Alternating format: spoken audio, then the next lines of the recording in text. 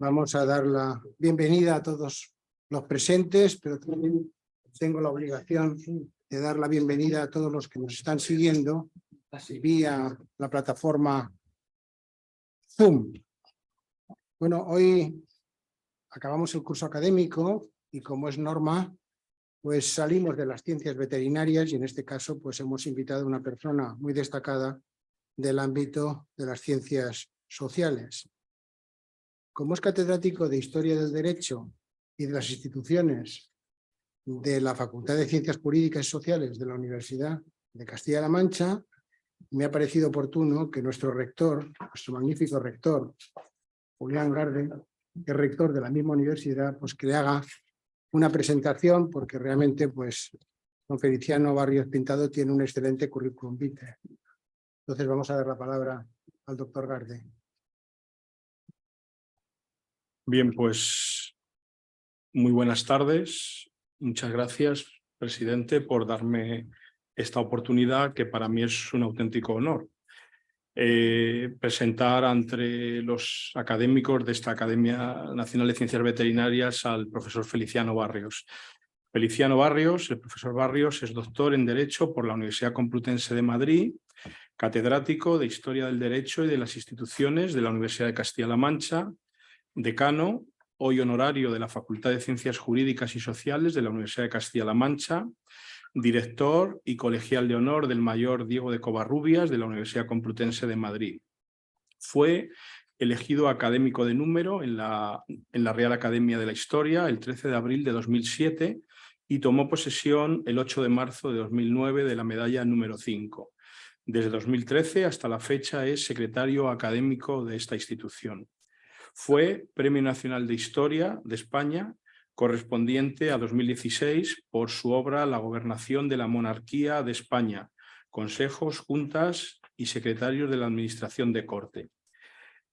Ha ostentado, entre otros, los siguientes cargos y distinciones: subdirector del Centro de Estudios Políticos y Constitucionales, subdirector del Instituto Internacional de Historia del Derecho Indiano, vicecomisario de la Exposición Nacional El Mundo que vivió Cervantes, conmemorativa del 4º centenario de la publicación del Quijote, miembro del Consejo de Honor del Anuario de Historia del Derecho Español, miembro de la Comisión de Expertos para el Futuro del Valle de los Caídos, patrono del Instituto de Estudios Históricos y Hospitalarios de la Orden de Malta, comendador de la Real y Distinguida Orden Española Carlos III, comendador de la Real Orden de la Estrella Polar, comendador de la Orden Civil Alfonso X el Sabio, Cruz Distinguida de primera clase de la Orden de San Raimundo de Peñafort,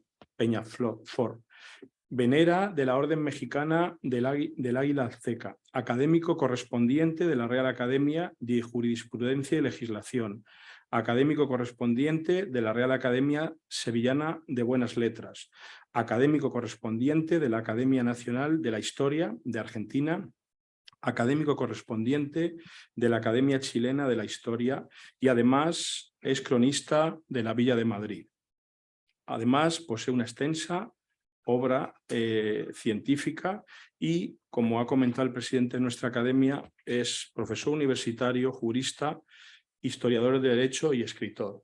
Para mí, como he comentado, es un honor presentarles al que además es una excelente persona y un gran compañero en la Universidad de Castilla-La Mancha. Gracias, presidente. Muy bien, pues agradecerte la presentación que has hecho del excelentísimo señor doctor don Feliciano Barrios Pintado, como académico de número y secretario de la Real Academia de la Historia.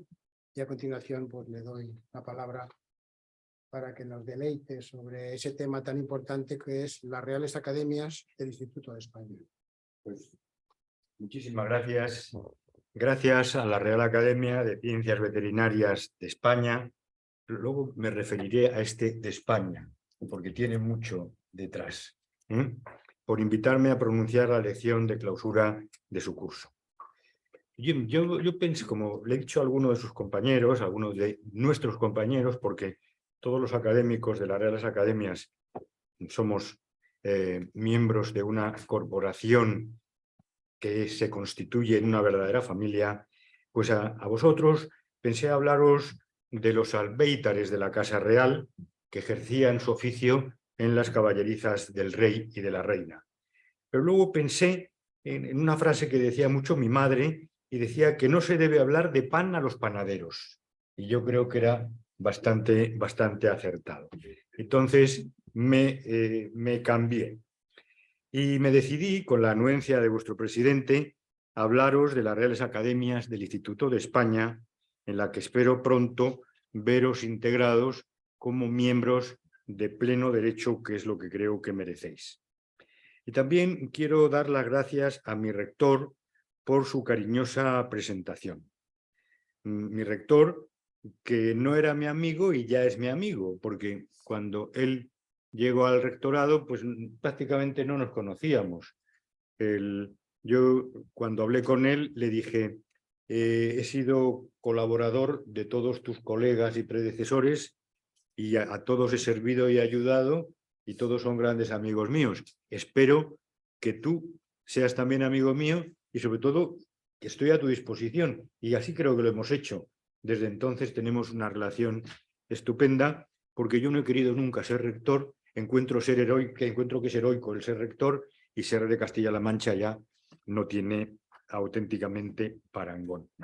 Además, yo tenía mucho miedo porque yo temo, espero no meter mucho la pata, pero siempre se mete en la vida, yo tengo muchísimo miedo a los rectores médicos, pánico.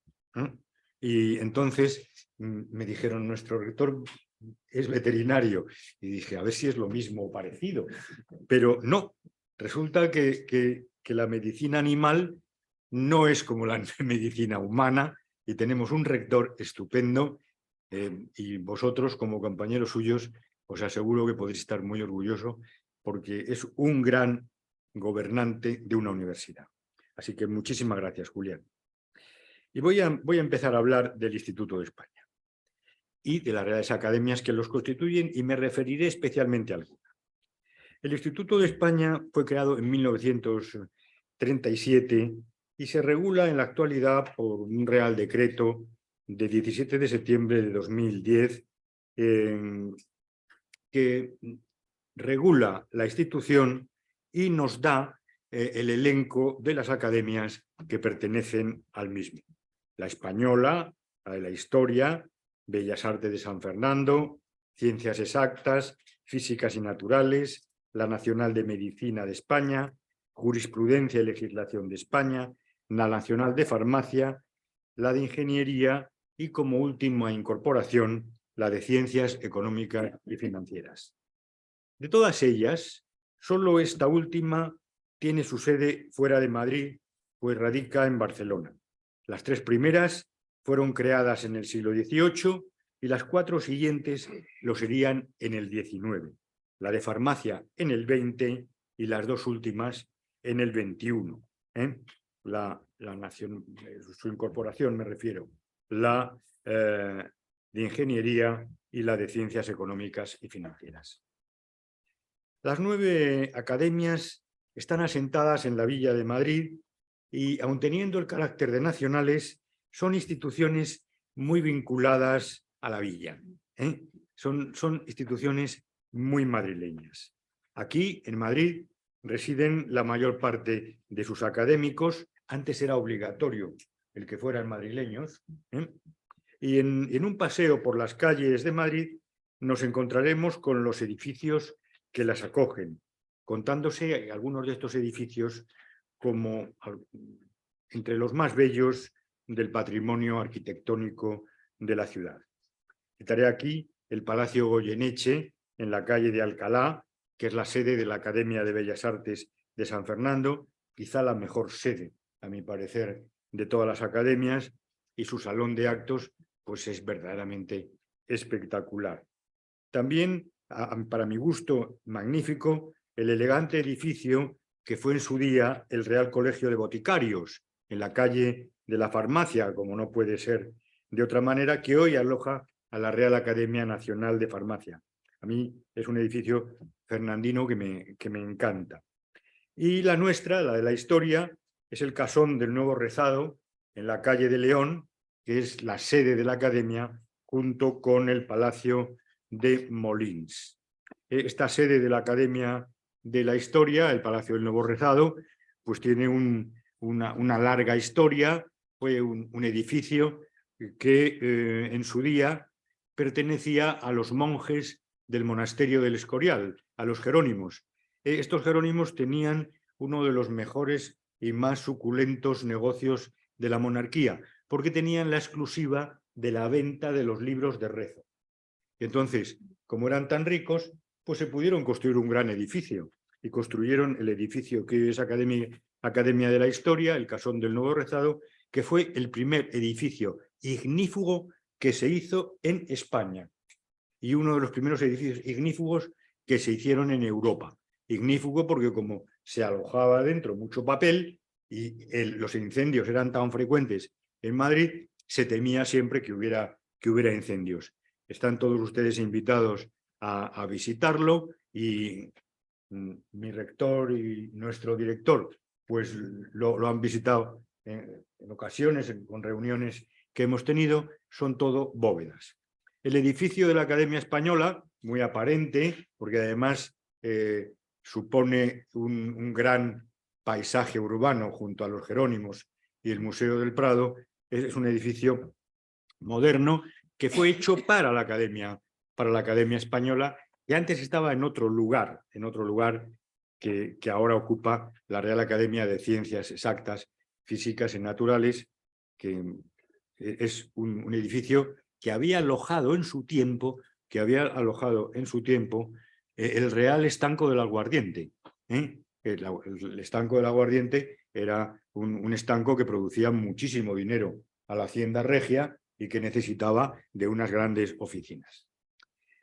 Las academias nacieron, las del siglo XVIII, como instituciones surgidas de los afanes reformistas que llegaron a España con Felipe V, y Felipe V, erigiría la española y la de la historia, que serían continuadas luego, o que sería continuada esta obra con la de Bellas Artes por parte de Fernando VI, o de su hijo Fernando VI, aunque bien es cierto que ya en el reinado de Felipe V se habían realizado los trabajos preparatorios.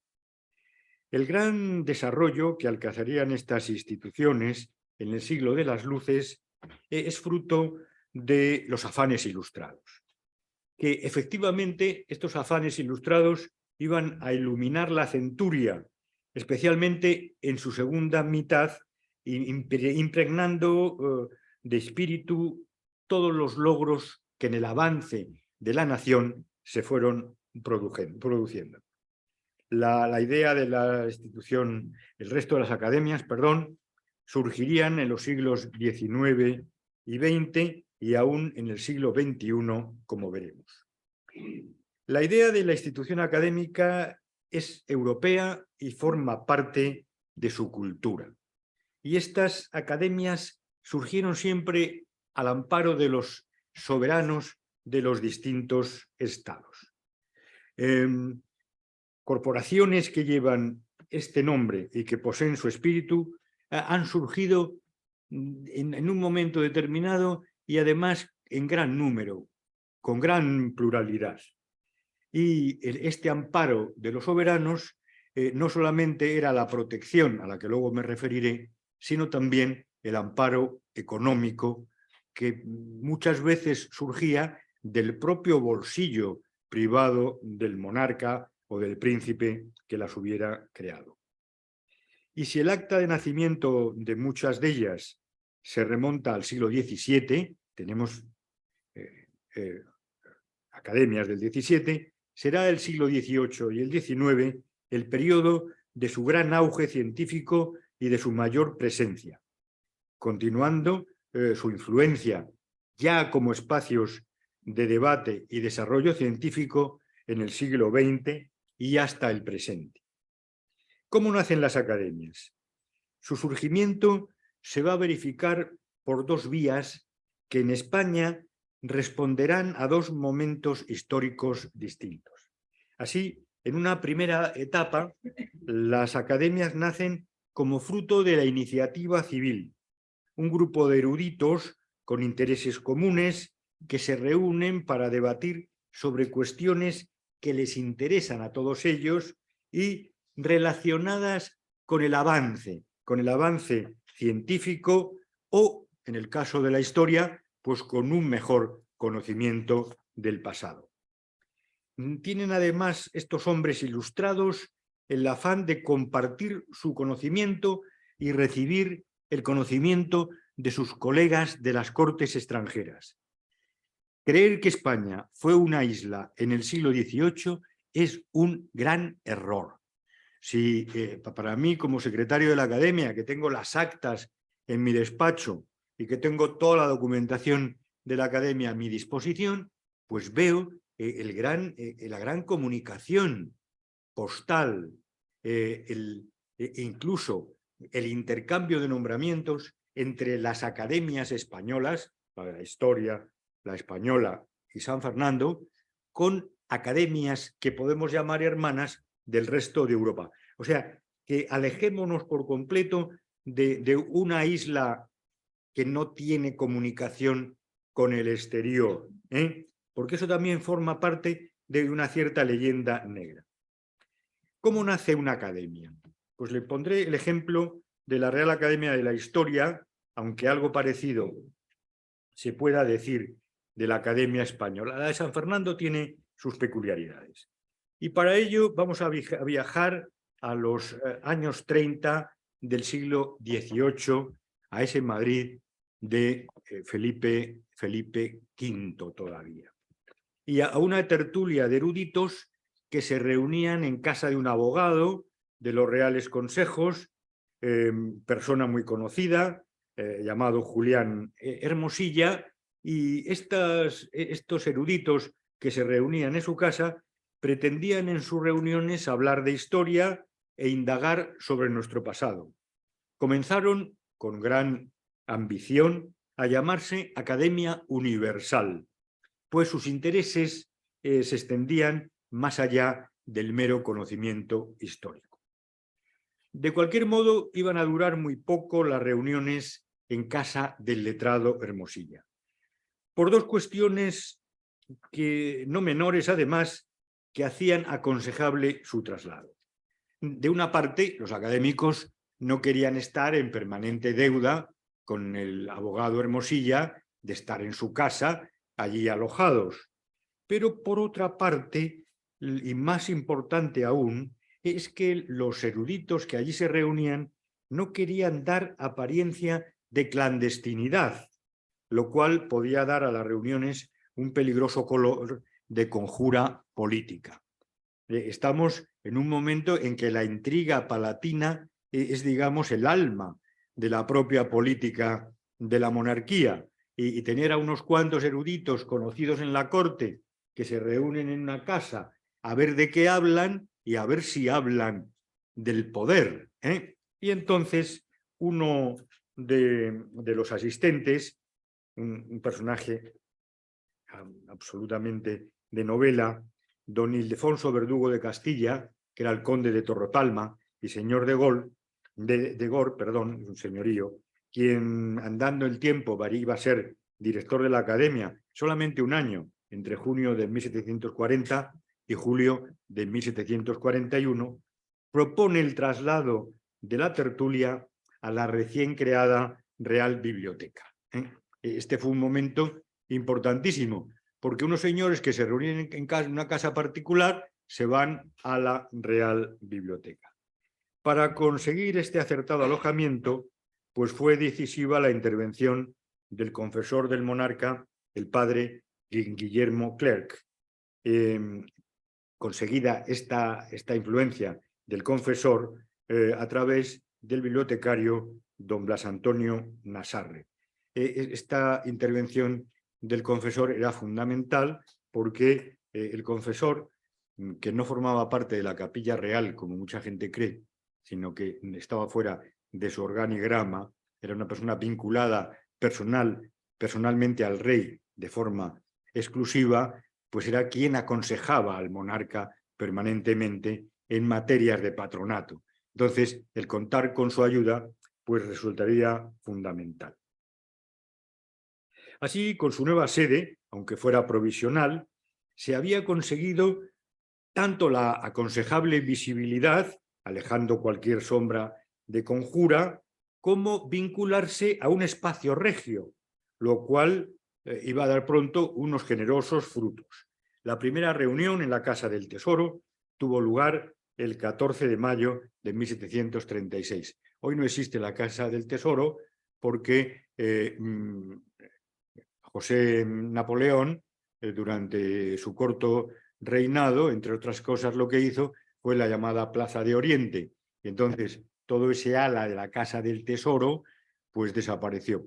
Y vendría a coincidir más o menos a donde está hoy el Café de Oriente. Ahí sería más o menos. Bien, en la Casa del Tesoro, la primera reunión fue el 14 de mayo de 1736. Pero los reunidos estaban pendientes de la munificencia del monarca porque anhelaban el reconocimiento oficial. Y este iba a llegar pronto, el reconocimiento oficial. Una orden de 18 de abril de 1738 erigía la Real Academia de la Historia y aquella junta de eruditos pues ya era una corporación real. En 3 años habían dado un paso gigantesco.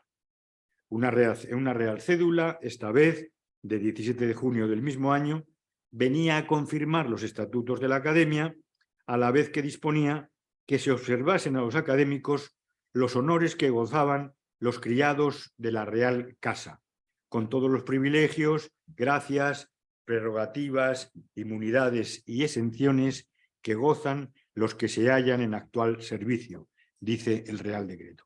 Esto era importantísimo en el Madrid de Felipe V y en el Madrid del siglo XVII, porque el ser criado de la Real Casa tenía enormes ventajas. Primero, uno pasaba a estar bajo la protección de un fuero particular, y luego tenía una ventaja añadida de carácter económico, que a los académicos de la historia, por ser criados de la Real Casa, o a los académicos de la Española, no les va a afectar mucho. Pero antes, cuando hablaba con uno de vuestros compañeros, el doctor Aparicio, le digo, ya verás lo que luego voy a decir acerca de los criados de la Real Casa. El ser criado de la Real Casa te permitía poner el escudo real en la puerta de tu domicilio. Pero tu domicilio podía ser tu negocio. Y entonces los boticarios reales ponían el escudo real y entonces esa botica pasaba a tener un especial privilegio. Privilegio sobre todo por la fama. Si este es un boticario real, quiere decir que sus medicamentos tienen mejor calidad. Pues igual sucedía con los albéitares reales. El ser veterinario en las reales caballerizas, si luego en tu casa tenías el escudo real, la gente podía acudir a tu consulta, a llevarte a ver a sus caballerías, a sus animales, o tener una mejor, digamos, fama en la corte. Entonces los académicos pasan a ser criados de la Real Casa. Contenía también la Real Cédula la finalidad de la Academia, que a partir de ese momento habría de constituir su norte, y esta finalidad de la Academia no era otro que el desarrollo y conocimiento de la historia patria. Algo parecido había sucedido años antes con un grupo de eruditos que en torno al Marqués de Villena serían el germen de la Real Academia Española, la primera de nuestras academias en la antigüedad, y también, ¿por qué no decirlo? A todos también nos debe orgullecer pues en prestigio. En estas primeras juntas de la Real Academia Española se iba a tratar del gobierno corporativo y se nombró de común acuerdo a don Juan Manuel Fernández Pacheco, octavo marqués de Villena, como director, que había sido su impulsor. Esto es muy importante, que las academias comiencen a nombrar sus directores. y que los directores no sean de nombramiento regio. Entonces, esta primera piedra que pone la Academia Española al nombrar ellos mismos a su director, pone la primera piedra de algo importantísimo, que debemos mantener las academias como uno de los principales nortes de nuestra acción, que es la independencia del poder político. Nosotros somos unas instituciones que debemos ser independientes de cualquier gobierno de turno. Y cuando nos pidan dictamen, a nosotros en materia histórica, a ustedes en materia de salud pública, nuestros dictámenes, nuestras opiniones deben ser independientes y guiadas solamente con un afán, que es el afán científico. Pues la Academia Española nos hizo a todos el favor de comenzar este camino nombrando a su director. También se puso bajo la Real Protección y sería una Real Cédula de Aprobación, la de 3 de octubre de 1714, la que señalaría el camino de la nueva Academia. En este Real Decreto se van a recoger las peticiones que en su momento había hecho el Marqués de Villena respecto a la organización interna de la Academia, para la que se pedía Real Protección. En primer lugar, se suplicaba al monarca que la institución, que estaría compuesta por 24 académicos, estuviera dotada de la facultad y permiso de ordenar y establecer las reglas y constituciones que iban a ordenar su vida interna. Entonces, aquí tenemos otro gran logro conseguido por la Academia Española y del que todos somos seguidores y debemos seguir siendo seguidores, que es la autorregulación. O sea, autorregularnos. Bien es cierto que nosotros, al autorregularnos ahora, tenemos que estar en contacto con el gobierno de la nación, que va a aprobar nuestros estatutos, pero los estatutos deben nacer de nosotros y no sernos dados desde el exterior. La Academia Española pasaría también a estar bajo la Real Protección. Ocuparía la Academia el estanco del Aguardiente, como les he dicho antes, en la calle Valverde, y hoy es la sede, como les he dicho, de la Academia de Ciencias Exactas, Físicas y Naturales. Bien es cierto que si ustedes ven ahora la Real Academia de Ciencias desde el exterior, ya no tiene nada que ver como era el antiguo estanco del Aguardiente. Yo, en mi afán de cronista de la villa y de buscar los viejos edificios administrativos, pues no he logrado hasta el momento encontrar ninguna ilustración del estanco del Aguardiente, pero me imagino que la acabaré encontrando y seguro que a lo mejor alguno de ustedes pues me puede ayudar si la conoce. Como veremos, era fundamental para estos primeros académicos conseguir la protección regia y de esta manera alejar cualquier sospecha de bandería política. En ese momento, el tener apariencia de bandería política hubiera supuesto la desaparición de la propia institución. En el caso de la Real Academia de Bellas Artes de San Fernando, el interés de los futuros académicos por constituirse en corporación bajo el amparo del monarca, pues se sumaría a sus propias habilidades en materia de pintura, de música y de artes decorativas, que eran muy bienquistas por el rey. El rey necesitaba de esos artistas para, digamos, que la decoración de los reales palacios y por su afán coleccionista. Dentro de nada vamos a tener ya abierta el nuevo museo, que se va a llamar la Galería de las Colecciones Reales, que yo he tenido ya la ocasión de conocer cuando todavía estaba vacío, pero sí tener conocimiento de cómo se va a rellenar, y va a ser un espacio absolutamente espectacular, como no lo hay en toda Europa, dedicado a estas colecciones reales. Y entonces el afán del rey en estos aspectos artísticos va a hacer que esta academia tenga no solamente el interés de los académicos por gozar de la protección real, sino el interés del propio rey por amparar a estos artistas. En el siglo XIX, otras academias serían fundadas por los poderes públicos, alcanzando también la real protección.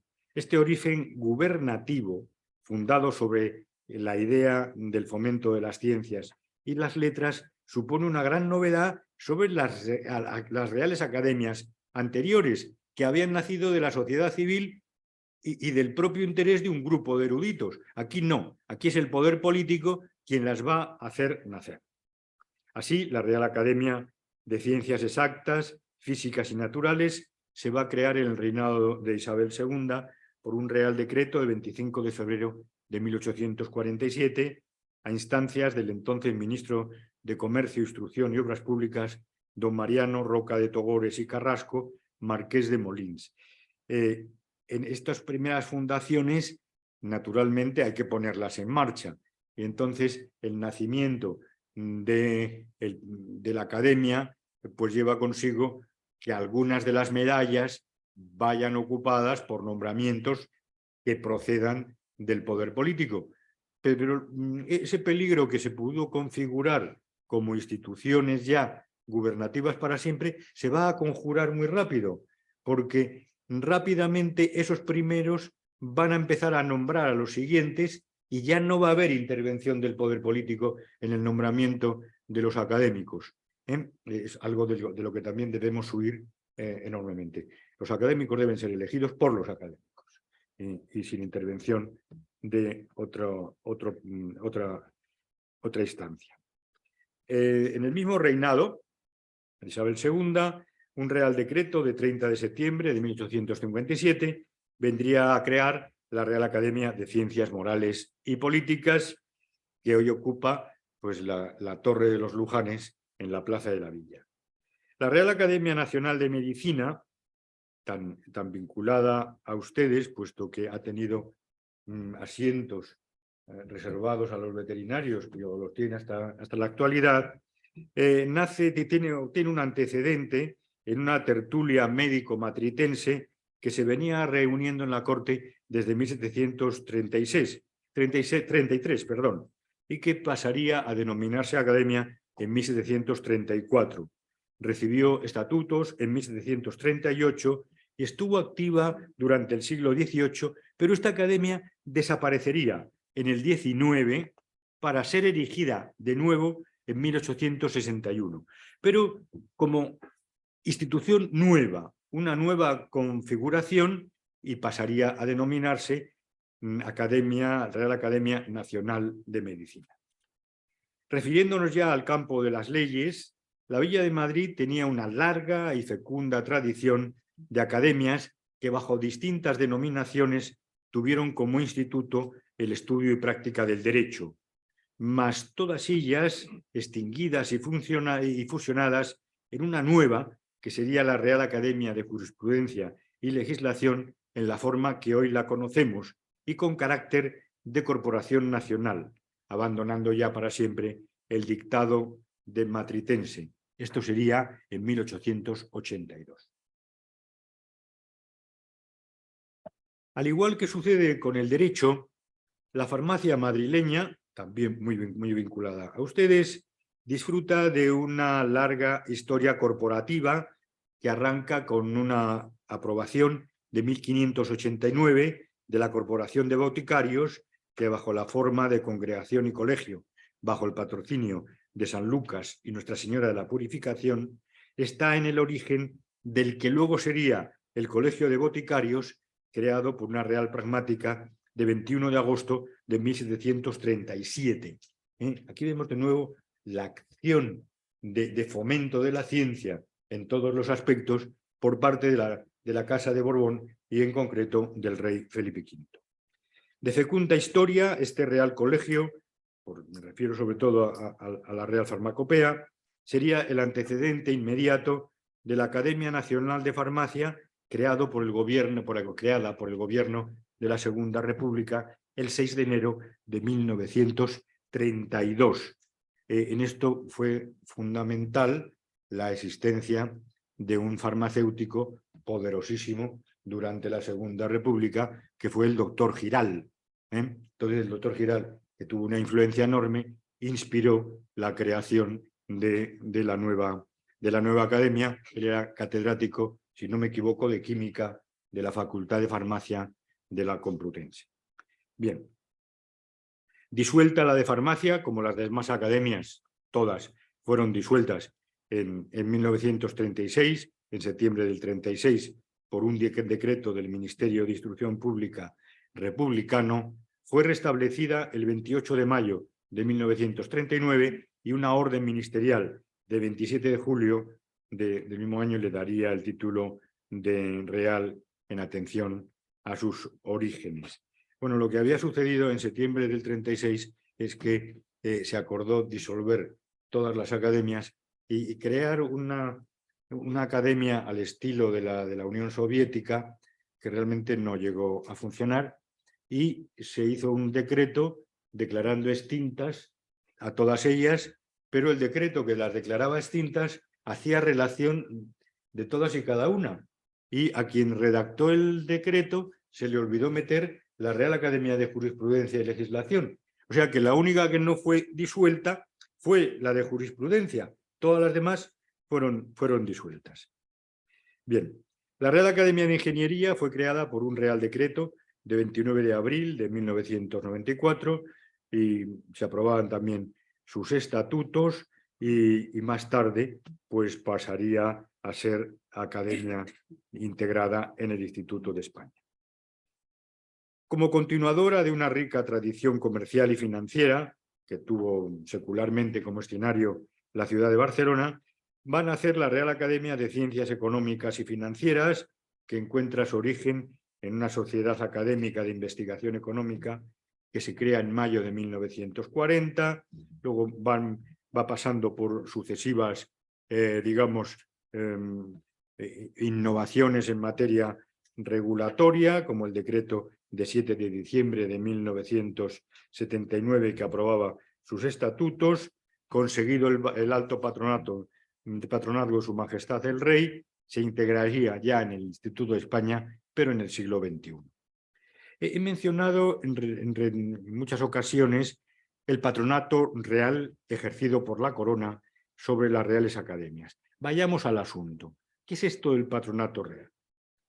Si nosotros vemos el diccionario de la Real Academia Española, pues vemos que la forma compleja, patronato real, dentro del lema patronato, lo refiere tanto al derecho que tenía el rey de España a presentar candidatos para los obispados y otras dignidades eclesiásticas, como a la protección o amparo regio sobre ciertas instituciones eclesiásticas o laicas. O sea, el patronato del derecho de presentación que tenían los reyes sobre cargos eclesiásticos y luego la protección de determinadas instituciones, que de nuevo podían ser eclesiásticas, pero que muchas de ellas eran laicas. En este último patronato, que es el laico, ejercido ahora sobre unas instituciones, es el que nos interesa a nosotros, el de las Reales Academias, y así se va a recoger en el artículo 62 de nuestra vigente Constitución, en su apartado J, en el que se estipula que la alta protección sobre las Reales Academias corresponde a Su Majestad el Rey, quien realmente la ejerce. Pero el protagonismo jugado por la corona en la creación o protección de centros de estudios superiores no se inicia con las Reales Academias, sino que tiene una vida mucho más rica y va mucho más allá en el tiempo, que fue a los reyes como creadores de universidades. Y yo en esto siempre pues, me fijo en la gran fachada de la Universidad de Salamanca, la que tú fuiste catedrático, y en la que se ve ese tondo con los reyes, y los reyes con la universidad con los reyes, ¿no? Pues esto es significativo de la protección que tuvo la monarquía sobre las universidades. La intervención regia sobre las academias, hemos dicho que vendría con la Casa de Borbón y su impulso reformista. La intervención regia a la que me refiero en la erección de estas nuevas instituciones cristaliza mediante la oportuna norma en la concesión por parte del rey del alto patronazgo. Van creando desde las primeras instituciones en el reinado de Felipe V hasta las últimas integradas en el Instituto de España ya en el reinado de Felipe VI. Con lo cual, entre Felipe V y Felipe VI hay una línea de continuidad de la protección de estas instituciones. El alto patronazgo sobre las Reales Academias como atribución regia no tiene, sin embargo, precedentes en las disposiciones que se dedican a la corona en las constituciones españolas anteriores a la de 1978. Pero que sí se va a hacer presente las academias en los textos legales a través de otros mecanismos. Así, cuando en la Constitución de 1812 se habla del regio patronato, este se refiere solamente al regio patronato eclesiástico, sin entrar en el patronato que ejerce el monarca sobre fundaciones de carácter religioso vinculadas históricamente a la corona y que no coinciden con la presentación de cargos, y que esa protección lo es sobre instituciones educativas en muchos casos. Esa es la única, digamos, vinculación que podríamos encontrar en la Constitución del 12 y que por analogía se podría parecer en algo. Sí se hacen presentes las Reales Academias Nacionales en las Constituciones de 1869 y 1876. Así, en la primera, en su artículo 62 cuarto, se estipula como una de las condiciones que se han de reunir para ser senador el ser o haber sido presidente o director de las academias españolas, no sé por qué, se utiliza el plural, de la historia, de nobles artes, en lugar de bellas artes, de ciencias exactas, físicas y naturales, de ciencias morales y políticas y de ciencias médicas en lugar de medicina.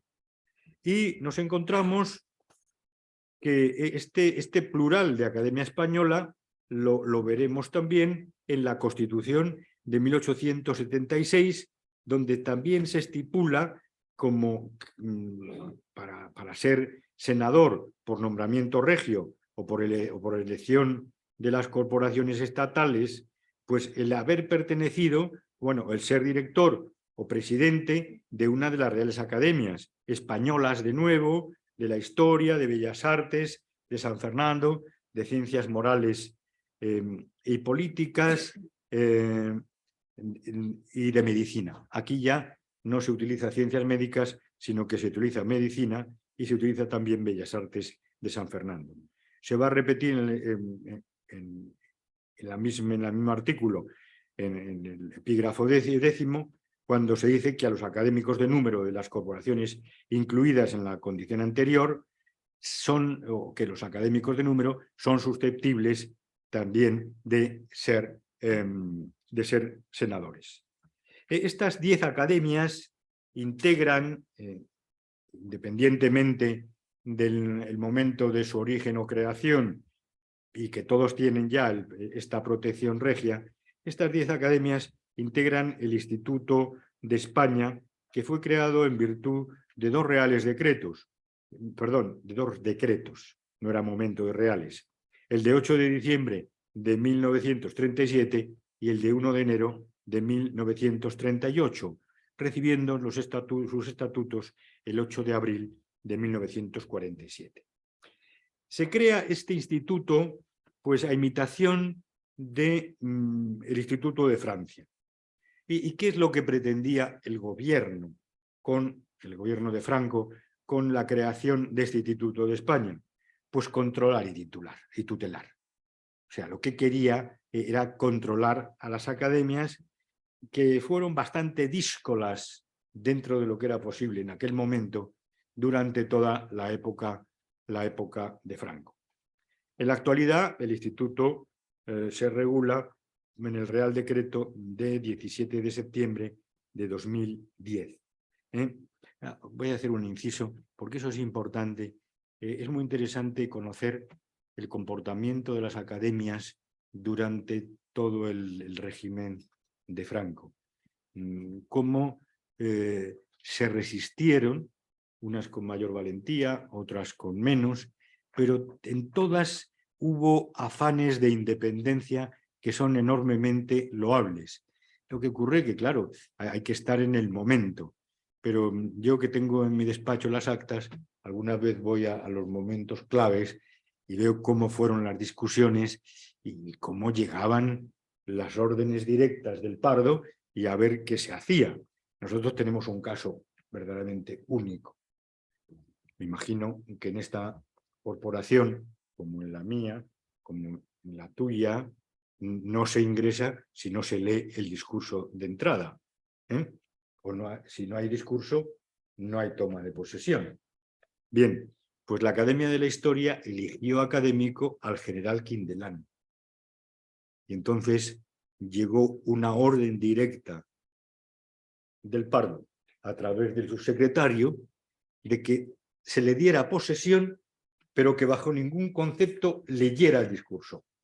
Porque Franco se temía que Quindelán en el discurso hiciera una proclama monárquica.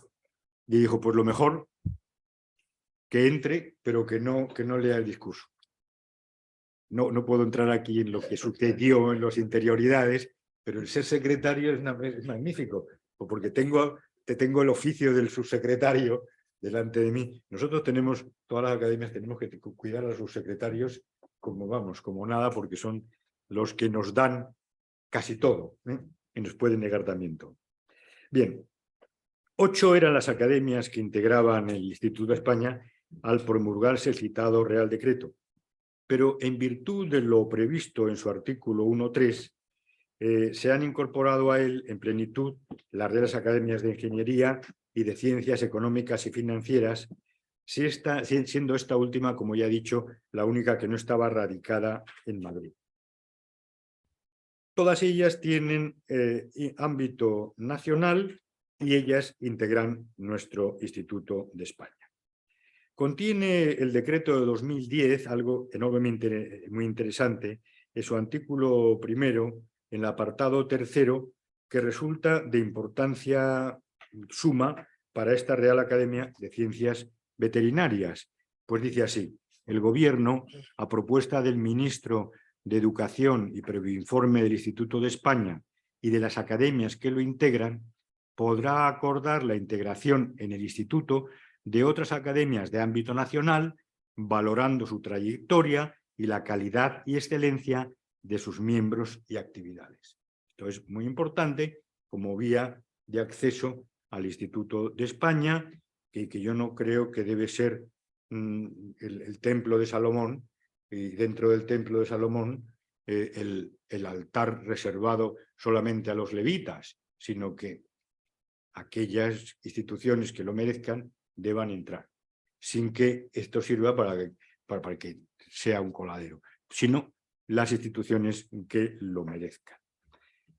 Y dice que deben ser nacionales, y en el anuario del Instituto de España aparecen las academias asociadas, de las cuales la Real Academia de Ciencias Veterinarias, fundada en 1985, si no me equivoco, querido Arturo, ¿no?, tiene la consideración de academia de ámbito nacional. Esto es fundamental para la integración, el haber sido reconocido previamente como nacional. Y hay una academia de las españolas que tiene carácter internacional, la única, que es la Academia de España en Roma. Es un caso único.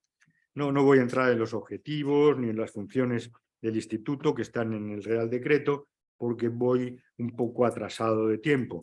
Yo no quería aburrirles más de 35 o 40 minutos y ya llevo mucho más. Junto a las 10 academias que forman el Instituto de España, el Real Decreto que regula su funcionamiento, el arriba citado, prevé en su artículo 8.1 que la Junta Rectora del Instituto pueda reconocer como asociadas a otras reales academias y academias de ámbito nacional que no tengan el título de real y que sean de carácter autonómico, provincial o local, oficialmente establecidas y reconocidas.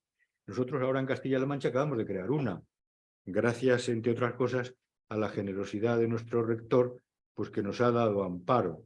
A mí, que ya me quedé considerar una vaca sagrada, pues me han dado el título de académico de honor, y he visto que a todos los que pertenecemos a una academia nacional nos han metido en académicos de honor, que debe ser pues con una reserva de elefantes, y ahí estamos, ¿no?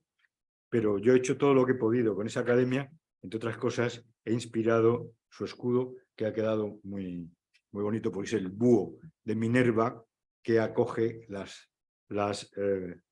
el escudo de Castilla-La Mancha. Cuando yo llegué a Castilla-La Mancha, la universidad no solamente no tenía sedes, digamos, verdaderamente universitarias y laboratorios. Yo empecé a dar clase en un gimnasio, no tenía nada y no tenía escudo. Y entonces le dije a nuestro rector, Luis Arroyo, que de alguna manera puso en marcha la universidad y le dio un gran impulso, le dije, mira, una universidad tiene que tener un escudo. Y me voy a inventar uno que parezca que somos muy antiguos. Y me inventé un escudo, ¿verdad?, que da el pego totalmente, porque la gente lo ve y dice, bueno, qué institución tan venerable, siendo de los años 80. ¿Por qué? Porque metí en distintos cuarteles los escudos de las antiguas universidades que estaban en lo que hoy es Castilla-La Mancha. El Colegio de San Antonio de Portacelli de Sigüenza, la Universidad de Toledo y la Universidad de Almagro, todas ellas desaparecidas con la reforma de las universidades. Tuve un gran problema con Almagro, porque el escudo de la Universidad de Almagro era un moro cogido con una argolla y tirando de una cadena. Y dije, bueno, esto ya es nuestro fin, y yo meto este cuartel. Y cuando se lo dije al rector, le dije, mira, querido rector, tengo la solución. La Universidad de Almagro, aunque tiene las armas de los condes de Cabra, que son estas, estaba gobernada y en manos, estaba entregada su educación a la orden de predicadores, a los dominicos.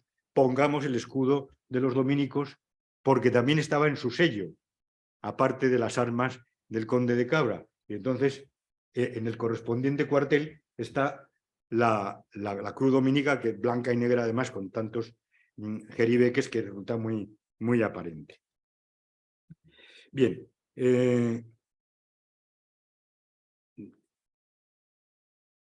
También este decreto decía que aquellas instituciones que el 17 de septiembre del decreto nuevo del Instituto de España tenían ya la condición de asociadas, pues que la conservaran. En la misma norma, en la disposición adicional, se establece la condición para que una academia sea reconocida como de ámbito nacional, especificando en su punto 3 que tal reconocimiento no implica en ningún caso la integración automática en el Instituto de España. Se quería preservar que la declaración de nacional no fuera la vía automática. Las 58 academias restantes están radicadas en distintas comunidades autónomas y sujetas a la normativa autonómica que les pudiera afectar. De las de provincias, pues es que hay algunas importantísimas, ¿no?, y muy antiguas.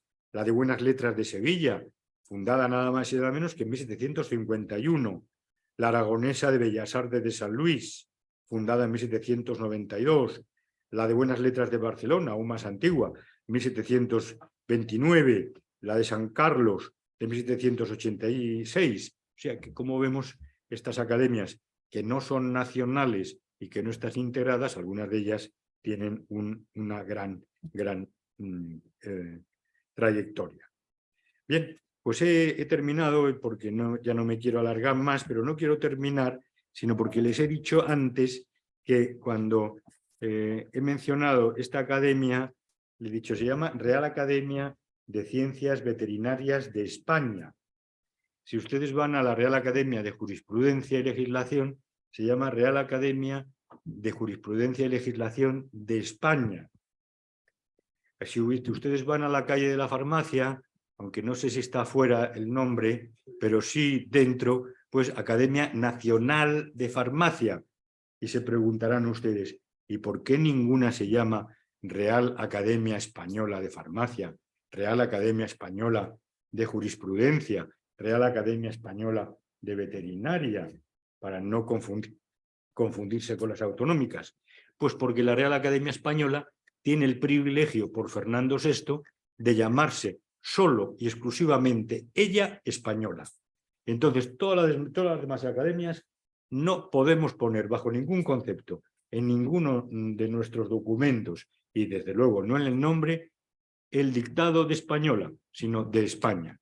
Porque la Real Academia de la Historia lo intentó una vez y se encontró con un decreto de Fernando VI tumbativo y en cierta forma amenazante, diciéndonos que jamás, que española solamente había una, que es la Real Academia Española, que es la primera entre todas las nuestras y que además, pues yo pienso que debe gozar de la admiración por otra parte de todos nosotros.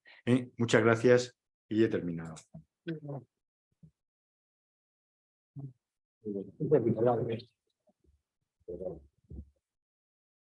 Muchísimas gracias por la intervención que ha sido muy amena, pero también muy ilustrada, ¿no? Sobre todo en la parte histórica de creación de las academias, ¿no? Bueno, como es natural y en la Real Academia de la Historia pasa lo mismo, pues vamos a dar, a ver si alguna persona pues quiere intervenir la palabra, ¿no? Por favor. Pues si acaso quieren alguna aclaración. ¿Quién quiere hablar? Doctor Martínez. Muchas gracias. Gracias a don Feliciano Barrios, secretario de la Academia de la Historia. La verdad es que ha sido muy entretenido y muy bonito y por lo tanto le felicito. Pero quería hacerle una pregunta. ¿Qué sentido tiene o tuvo el Instituto de España a partir de 1937 cuando se creó el Consejo Superior de Investigaciones Científicas y desapareció del Instituto de España pues todo lo que había heredado de la República en cuanto a ciencias locales, institutos, etcétera? Esa es la primera. Y la segunda, ¿sigue teniendo o tiene hoy el Instituto de España algún sentido? Bueno, claro. Es que has tocado dos temas peliagudos. El primero es que las primeras intenciones con el Instituto de España pues fracasaron rápidamente. Y fracasaron rápidamente porque las academias no querían unificarse ni que las manejaran. Y además las nuevas autoridades no querían vincular a ellas la ciencia del nuevo Estado, sino que la ciencia del nuevo Estado estaría en otra institución. O sea que el Instituto de España, por una parte, las instituciones que lo integraban no querían estar integradas. Y por otra parte, el nuevo Estado no quería que la ciencia se vinculara a las academias.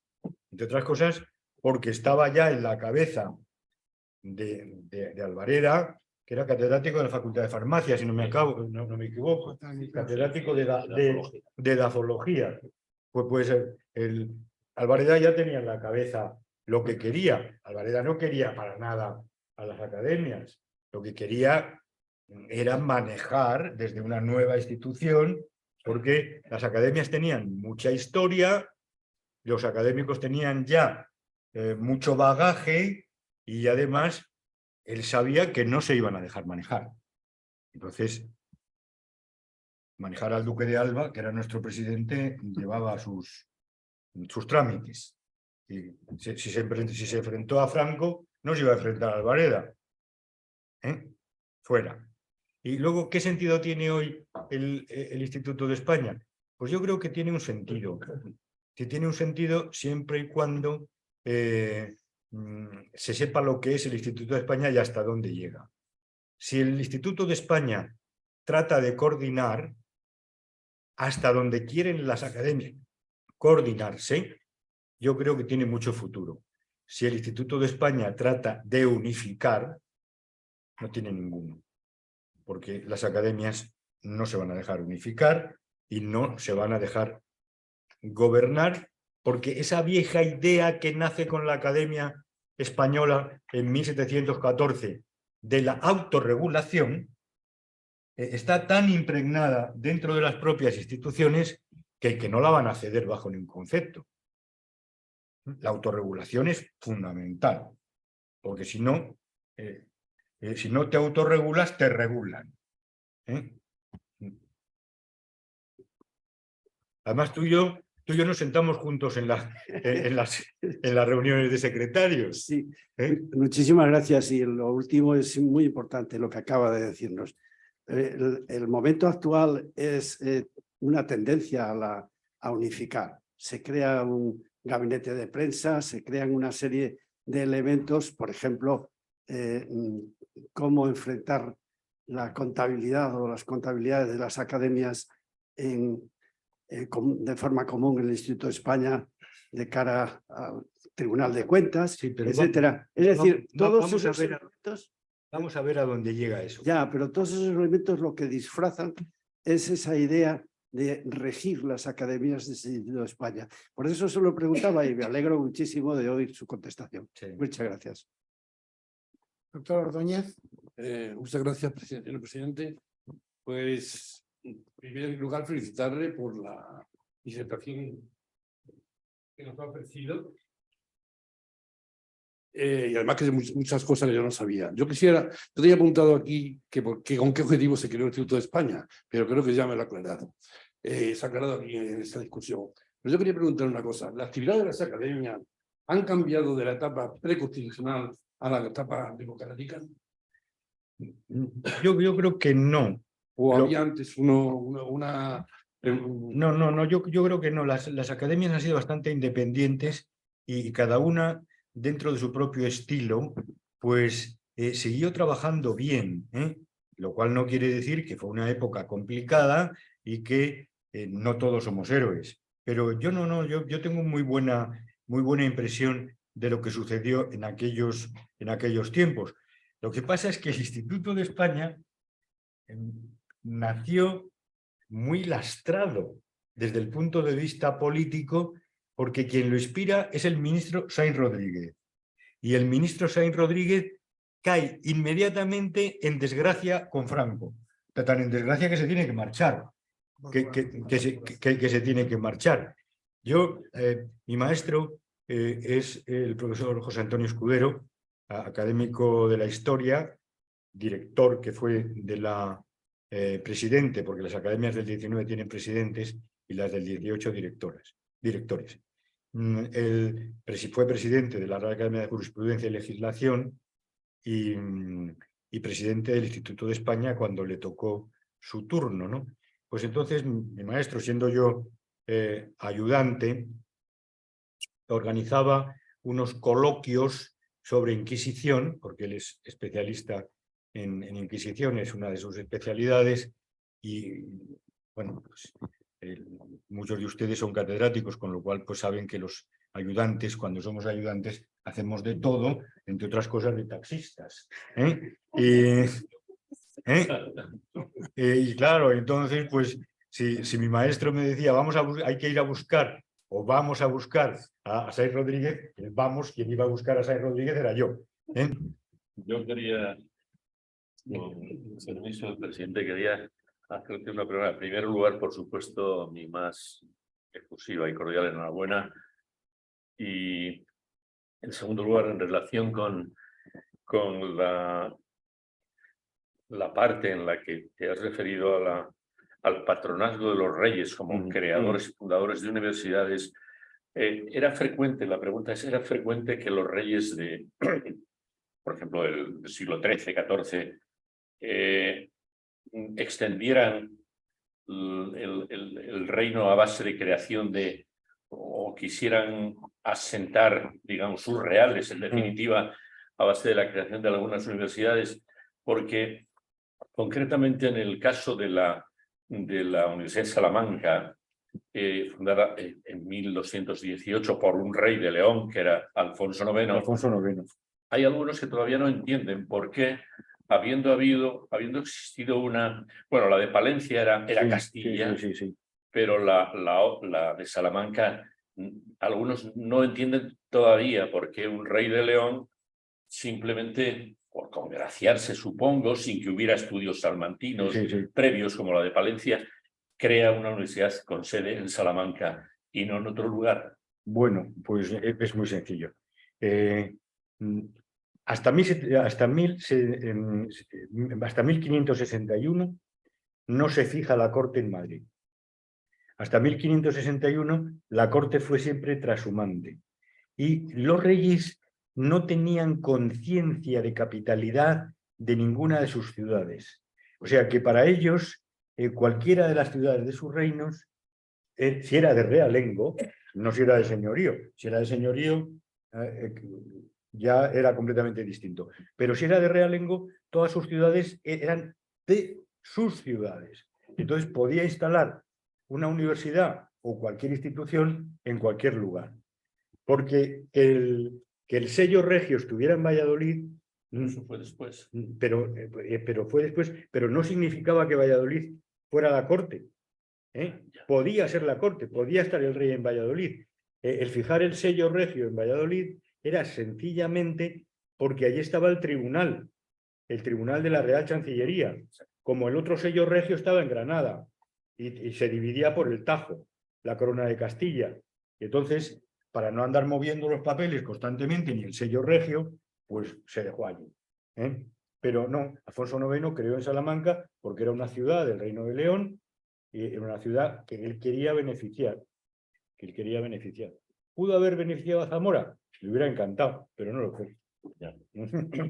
Muy bien, doctor.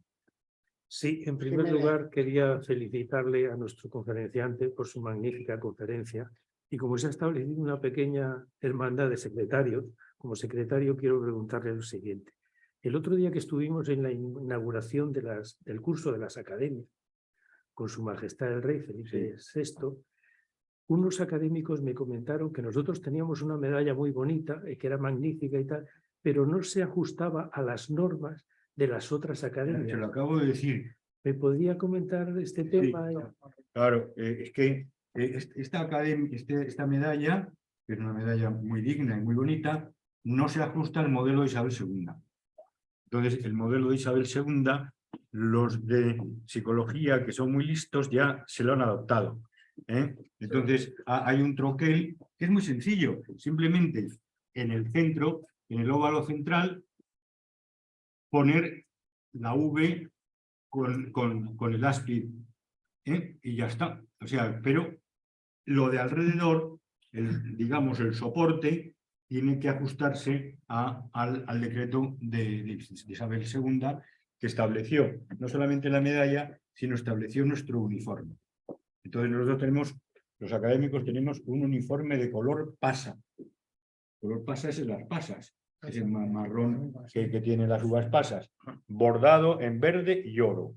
Nosotros tenemos uno que el de González de Amezúa, que sus herederos nos lo legaron. Y ahora los académicos no se lo hacen, entre otras cosas, porque es carísimo. Y los académicos de Ciencias Económicas de Barcelona, y yo ya se lo he dicho varias veces al secretario e incluso al presidente, le he dicho, ese uniforme no se ajusta al modelo de Isabel II. Vosotros os habéis hecho un uniforme porque os ha dado la gana, habéis tomado como inspiración el de Francia, mal hecho, por cierto, ¿sabéis? Pero si queréis uniforme, es el de Isabel II, porque el decreto sigue vigente. Además se establece verde y oro, porque son los colores de las academias. Nosotros que ahora tenemos que hacer una medalla de oro y diseñarla y tal, ¿podríamos adoptar eso para la...? Es distinto, querido secretario. O sea, una cosa es la medalla de oro de la academia. Yo con mucho gusto te envío nuestro modelo, que es la efigie de Felipe V, pero yo te envío nuestro modelo. Y otra cosa que es lo importante es la medalla vuestra. Lo que hay que modificar es la medalla vuestra. La Academia de Oro de vuestra academia, hacéis un modelo como queráis, es que no tiene nada que ver. Es más, en la medalla, en el anverso de la medalla nuestra, figura la efigie de Felipe V y no figura nuestro escudo, que es el genio de la historia. Muchas gracias. Muy bien. No sé si el magnífico rector, el rector magnífico, quiere decir algunas palabras. Darle la enhorabuena y las gracias, ¿no? La enhorabuena por la interesantísima conferencia que nos ha aportado, nada más. Muy bien. Gracias a ti por acompañarnos esta tarde, porque, repito, ser rector de Castilla-La Mancha no es un cargo, es una carga. Muy bien, pues yo como presidente pues tengo que agradecer la presentación que ha realizado el excelentísimo señor doctor don Feliciano Barrios Pintado, precisamente porque nos ha hecho una parte histórica preciosa de una forma tan amena y tan bien estructurada que realmente yo he disfrutado muchísimo, ¿no? De vuestra compañía. Y bueno, me ha gustado algunos aspectos importantes de la historia, de cómo nacieron las academias y realmente pues si tuvimos una sociedad civil inteligente, supo crear también buenas academias, ¿no? Y nosotros también hemos tenido la suerte de que nuestra historia veterinaria, pues hemos tenido grandes personajes a través de agrupaciones, a través de sociedades científicas y tal, que abocaron a la creación de nuestra Real Academia de Ciencias Veterinarias, ¿no? Realmente la radiografía que ha hecho el Instituto de España me ha encantado, porque el Instituto de España, pues lógicamente tiene que respetar esta independencia que tienen cada una de las academias, porque son foros de educación y foros de ciencia, no es que sean diferentes, son complementarios, pero que tienen identidad propia, ¿no? Eso. Y de alguna manera creo que es importante. Y luego pues me ha gustado de estos dos capítulos de independencia y autogobierno, que creo que es fundamental. Fundamental. Y bueno, yo creo que autorregulación e independencia. Y esto es una cosa. Nosotros ahora estamos organizando el Congreso de las Academias Iberoamericanas de la Historia y no admitimos en la sociedad, en la Unión de Academias Iberoamericanas de la Historia, a la Academia Cubana. ¿Por qué razón? Porque la Academia Cubana forma parte del Ministerio de Cultura, como una entidad gubernativa. No es una academia. Las academias no deben formar parte de los gobiernos, porque si por ejemplo, un caso que yo pongo siempre, que es el de vuestro caso, cuando se os pidió el informe fundamental sobre los medicamentos homeopáticos. ¿Sabes? Vosotros actuasteis con total y absoluta libertad. Y fue un informe tremendo, ¿no? Porque dijisteis que los medicamentos homeopáticos no sirven para nada. Desde entonces el colegio no nos da la asignación correspondiente. Claro. Claro, y a la dirección general tampoco le hizo mucha gracia, pero actuasteis, si hubierais estado vinculados, pues te hubieran dicho, uy, los homeopáticos son estupendos. Entonces, lo único que siento, cuando estaba hablando, estaba pensando, si no me había equivocado y a lo mejor se había hecho más gracia o me hubiera gustado más las Reales Caballerizas. No, yo creo que es un tema de mucho interés, pero bueno, te dejamos para el año que viene. No, para el año que viene. Quizás para otro año, que si tenemos salud, ¿no? Bueno, yo quisiera entregarte un recuerdo de la conferencia que has dado hoy, que dice lo siguiente: la Real Academia de Ciencias Veterinarias de España otorga el presente diploma de reconocimiento al excelentísimo señor don Feliciano Barrios Pintado por su intervención en la sesión celebrada en el día de hoy, con la conferencia titulada Las Reales Academias del Instituto de España, Madrid, 19 de diciembre del 2022, firmado por el secretario general y por quien les habla. Pues estupendo y muchísimas gracias, y lo guardaré con gran cariño.